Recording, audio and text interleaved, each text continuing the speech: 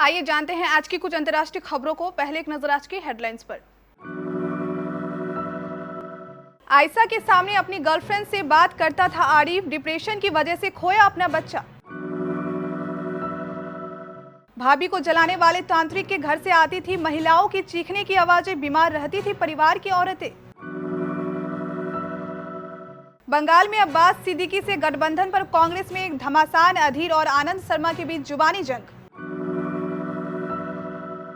योगी आदित्यनाथ ने कहा बंगाल में गौ तस्करी लव जिहाद को रोकने में टीएमसी असफल, 2 मई के बाद दिखेगा बदलाव। चीनी साइबर हमला, बाइडेन प्रशासन से अमेरिका के सांसद बोले भारत का साथ दिया जाए। हाथरस केस में पहले मेरे साथ किया छेड़छाड़, अब पापा को मार दी गोली, हाथरस की बेटी कर रही इंसाफ की मांग। जल्द कम हो सकते हैं पेट्रोल डीजल के दाम, टैक्स घटाने की तैयारी कर रही सरकार। यूपी, बिहार, हरियाणा समेत 6 राज्यों में स्कूल खुले, 3 चले तालाबंदी की ओर। श्रद्धा कपूर के कजिन की हल्दी सेरेमनी की तस्वीरें, बॉयफ्रेंड रोहन श्रेष्ठा के साथ दिखी अभिनेत्री। टीम इंडिया की हेड कोच रवि शास्त्री ने लगवाई कोविड-19 वैक्सीन की पहली डोज, फैंस ने किया जमकर ट्रोल। बीते शनिवार अहमदाबाद की आयशा बानो ने साबरमती नदी में कूदकर अपनी जान दे दी थी। आत्महत्या करने से पहले आयशा ने भावनात्मक वीडियो भी साझा किया था, लेकिन इस मामले में अब नए खुलासे हो रहे हैं। आयशा के वकील जफर पठान ने बताया कि आरिफ का पति उसी के सामने अपनी गर्लफ्रेंड से बात करता था। आयशा के वकील ने यह चौंकाने वाला खुलासा किया है। जफर पठान ने बताया कि आरिफ की गर्लफ्रेंड राजस्थान की ही रहने वाली थी और आरिफ आयशा के सामने ही अपनी गर्लफ्रेंड से वीडियो कॉल पर बात करता था और उसी पर पैसे भी लुटाता था। यही वजह थी कि वो आयशा के पिता से पैसों की मांग करता था। इसके अलावा वकील ने बताया कि आरिफ एक बार आयशा को अहमदाबाद छोड़ गया था, उस समय आयशा गर्भवती थी। परिवार का आरोप है कि आरिफ ने कहा था कि आप मुझे 1.5 लाख रुपए दे दे तो मैं आयशा को अपने साथ वापस ले जाऊंगा। गर्भवती होने के दौरान आरिफ का ऐसा रवैया देखकर आयशा डिप्रेशन में आ गई थी। वकील ने बताया कि उस दौरान आयशा को भयंकर ब्लीडिंग होने लगी। डॉक्टर ने सर्जरी के लिए बोला, लेकिन बच्चे को नहीं बचा सके। आयशा के परिवार वालों का कहना है कि इस सब के बाद भी आरिफ और उसके घर वालों पर कोई असर नहीं पड़ा और वो लगातार पैसों की मांग करते रहे।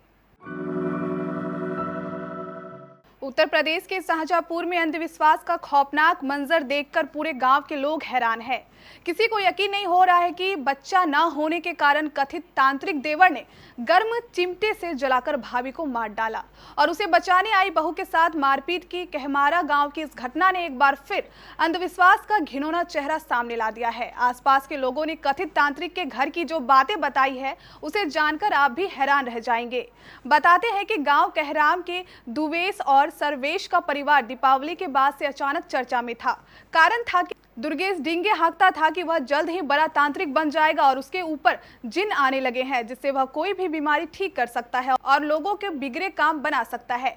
पिछले कुछ दिनों से दुर्वेश के घर से महिलाओं के चीखने की आवाजें आया करती थी, लेकिन इस परिवार के लोगों के अजीब व्यवहार के चलते गाँव के लोग इनसे कोई संबंध नहीं रखते थे। पश्चिम बंगाल में चुनाव से पहले कांग्रेस में आंतरिक कलह चरम पर पहुंच गया है। कांग्रेस के फुरफुरा शरीफ के अब्बास सिद्दीकी के साथ गठबंधन पर पार्टी के वरिष्ठ नेता आनंद शर्मा ने सवाल खड़े किए हैं और इसे पार्टी के मूल विचारधारा के खिलाफ बताया है। वहीं पश्चिम बंगाल कांग्रेस के अध्यक्ष अधीर रंजन चौधरी इस बयान पर आपत्ति दर्ज की है। अधीर रंजन चौधरी ने आनंद शर्मा पर भाजपा को खुश करने वाला बयान देने का आरोप लगाया है और आनंद शर्मा को खरी खोटी सुनाई है। अधीर रंजन ने कहा कि मुझे बहुत अजीब लग रहा है कि आनंद शर्मा हमारी पार्टी में रहते हुए किसी और की बात कैसे कर सकते हैं। उन्होंने कहा कि ऐसे बयानों से विपक्ष मजबूत होता है।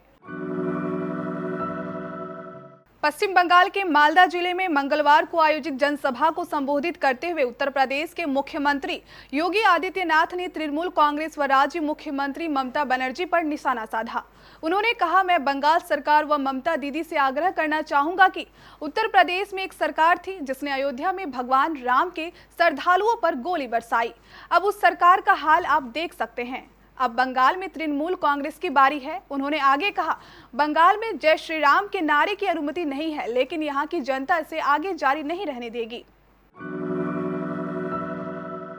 अमेरिका के एक वरिष्ठ सांसद ने चीनी हैकरों की ओर से भारत की पावर ग्रिड प्रणाली को निशाना बनाने संबंधी रिपोर्ट के मद्देनजर सोमवार को बाइडेन प्रशासन से भारत का साथ देने का अनुरोध किया।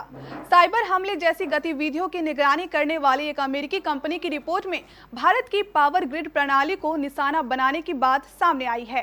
सांसद फ्रैंक पेलोन ने सोमवार को ट्वीट किया, अमेरिका को निश्चित रूप से हमारे रणनीतिक साझेदारी के साथ खड़ा रहना चाहिए और भारत के पावर ग्रिड पर चीन के खतरनाक साइबर हमले की निंदा करनी चाहिए, जिसकी वजह से महामारी के दौरान अस्पतालों को जनरेटरों का सहारा लेना पड़ा।